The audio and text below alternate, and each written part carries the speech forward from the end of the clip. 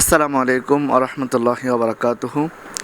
প্রিয় দর্শক শ্রোতা, আজকে আপনাদের নিকট আলোচনা করব পবিত্র জিলহজ মাসের গুরুত্ব এবং ফজিলত এবং প্রথম 10 দিনের আমল সম্পর্কে। প্রিয় দর্শক শ্রোতা, আপনারা সকলে অবগত আছেন, পবিত্র জিলহজ মাসের একটি গুরুত্বপূর্ণ ইবাদত হচ্ছে কোরবানি আদায় করা। পবিত্র জিলহজ মাসের 10 তারিখ আমরা সারা দেশব্যাপী, সারা বিশ্বের মুসলমান আমরা একটি ঈদ পালন করে থাকি, পবিত্র ঈদ উল আজহা অর্থাৎ কোরবানের ঈদ। এই পবিত্র জিলহজ মাসের প্রথম 10 দিনকে ঘিরে আমাদের কিছু গুরুত্বপূর্ণ আমল রয়েছে, আমাদের কিছু গুরুত্বপূর্ণ ফজিলত রয়েছে। আমরা যদি সেগুলো পালন করি, আমরা যদি সেগুলো আদায় করি, ইনশাআল্লাহ হয়তো আমরা আল্লাহ তাআলার প্রিয় খাঁটি মুমিন মুত্তাকিন বান্দা হয়ে যাব। আসুন আমরা আলোচনা করি জিলহজ মাসের প্রথম 10 দিনের কি আমল সম্পর্কে আমরা আলোকপাত করব। প্রথম এক নম্বরে বলবো যে জিলহজ মাসের প্রথম 10 দিনের মধ্যে আপনারা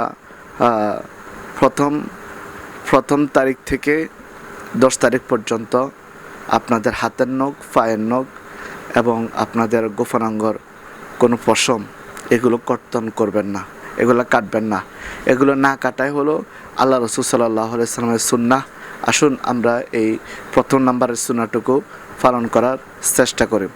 দ্বিতীয় নম্বরে আল্লাহ রাসূল সাল্লাল্লাহু আলাইহি ওয়াসাল্লাম বলেছেন, জিলহজ মাসের 9 তারিখ রোজা রাখা, অর্থাৎ আরাফার ময়দানে লক্ষ লক্ষ কোটি কোটি হাজী সাহেবগণ যেখানে উপস্থিত হয়ে হজ আদায় করে, সেই দিনটাকে আল্লাহ রাসূল সাল্লাল্লাহু আলাইহি ওয়াসাল্লাম খুব গুরুত্বপূর্ণ করেছেন এবং এই দিনে অনেক গুরুত্ব এবং ফজিলত রয়েছে।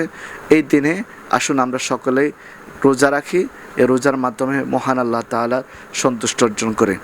3 নম্বরে বলা হয়েছে বেশি বেশি করে আল্লাহ তাআলার জিকির আদায় করা। এই 10 দিনের মধ্যে বেশি বেশি করে আল্লাহকে স্মরণ করা, মহান রব্বে কারিমকে আমরা বেশি বেশি করে ডাকা, আল্লাহ তাআলার রেজামন্দি, আল্লাহ তাআলার সন্তুষ্ট অর্জন করা। 4 নম্বরে বলা হয়েছে বেশি বেশি করে তাকবীর পাঠ করা, অর্থাৎ আমরা যে একটা তাকবীর পড়ি আল্লাহু আকবার লা ইলাহা ইল্লাল্লাহু আল্লাহু আকবার ওয়ালিল্লাহিল হামদ, এই তাকবীরটা সদা সর্বদা পাক পবিত্রতা অবস্থা এটা বেশি বেশি করে পাঠ করবেন। এরপরে 5 নম্বরে বলা হয়েছে বেশি বেশি করে দান সাদাকা করা।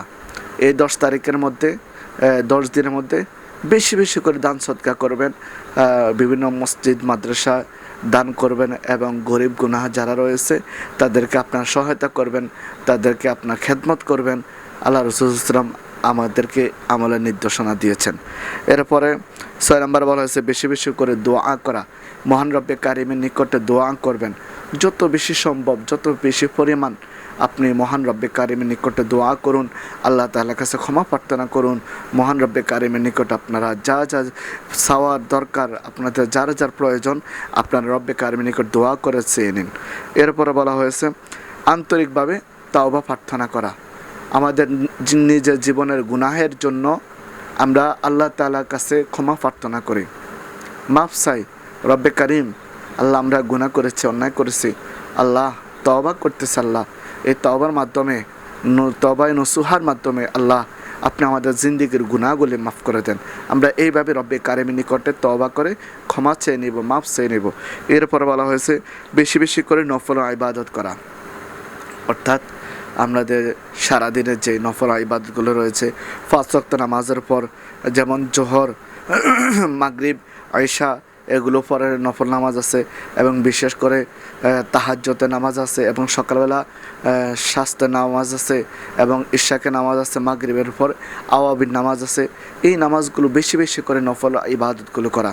এরপর বলা হয়েছে বেশি বেশি সামর্থ্য থাকলে, আপনার যদি সামর্থ্য থাকে, আপনার উপরে যদি কোরবানি ফরজ হয়ে থাকে, আপনি ইনশাআল্লাহ অবশ্যই 10 জিলহজ পবিত্র কোরবানি পালন করবেন।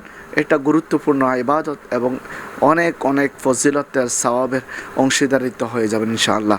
এরপরে আমরা এই 10টি দিনের এই 10টি আমল আমরা যথাসম্ভব ইনশাআল্লাহ করার চেষ্টা করব। আল্লাহ পাক আমাদের সবাইকে তৌফিক দান করুক। ওমা তৌফিক ইল্লা বিল্লাহ।